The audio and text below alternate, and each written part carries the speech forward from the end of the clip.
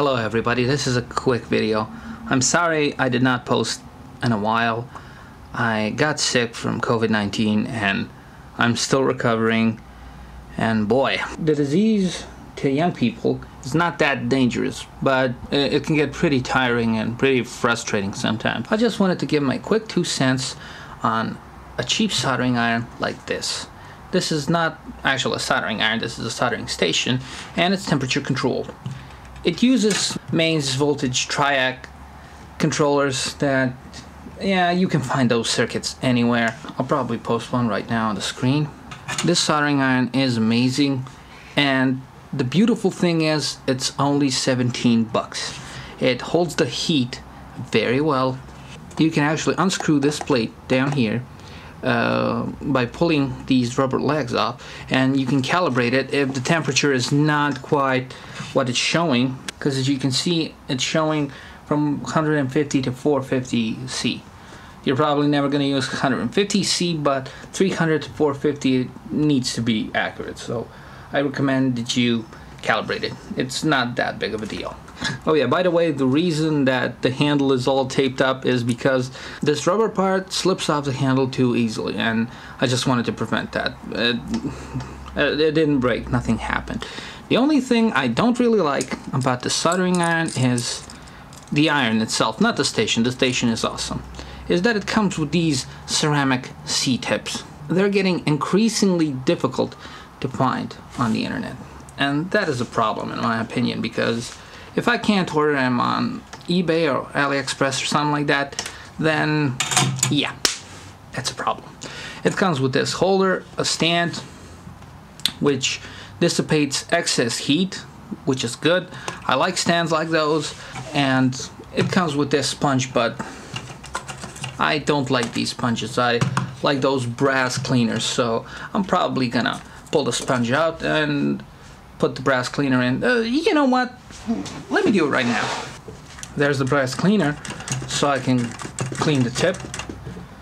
Okay, it stands there firmly. Let me see. Nice, nice. Love it. This soldering station is just $17.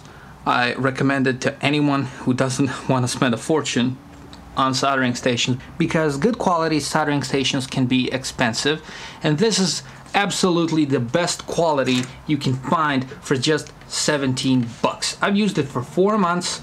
I've used it much longer than this stick. You probably remember it if you watched my previous videos. This garbage that you just plug into your wall and it gets really hot. It gets too hot. This one doesn't.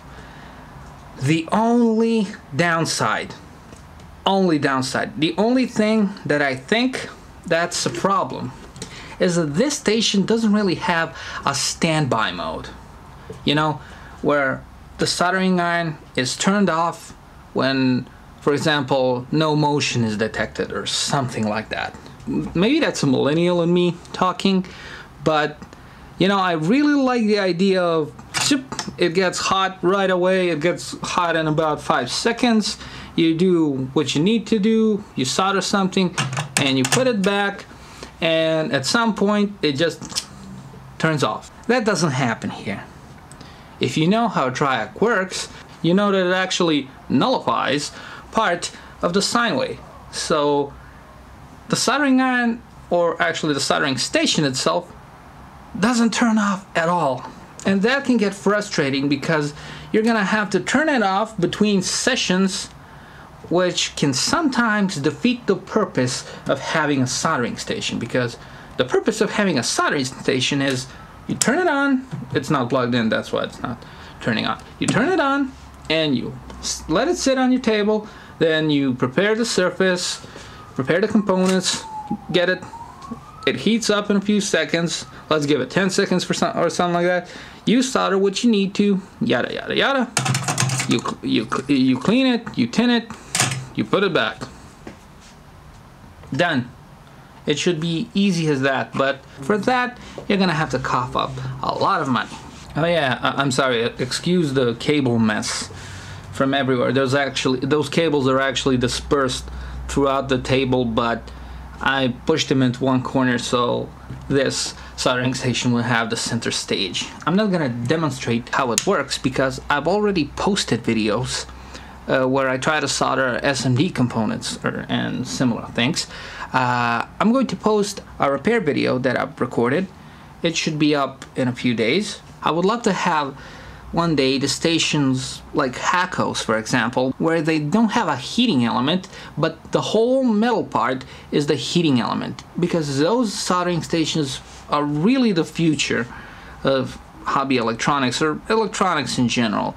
And one last thing, the real downside of using cheap soldering stations or soldering irons in general is that the distance between your work surface and your hand is too large. Over here the distance is about 2.5 inches, which is not too much, but I've seen those soldering irons where the distance is like an inch, you know, and you go straight in there, and if you got a shaky hand, it's never gonna translate on an SMD board, you know what I'm saying? Every time I ask someone, I get recommended various Hacko soldering stations and similar things like that, and they call them, yeah, they're really cheap and affordable. I'm sorry guys, they're maybe cheap and affordable in your country, America, but where I live, $100 is a lot of money. Yeah, I'm not gonna have a Hacko until I start making money off of electronics, so till then, I'm happy with an iron like this. Thanks for watching. Do I recommend something like this? If you're a broke high school or a college kid, yes, get it. You're not gonna graduate from it until you go pro. I guarantee that. For $17, you can't go wrong.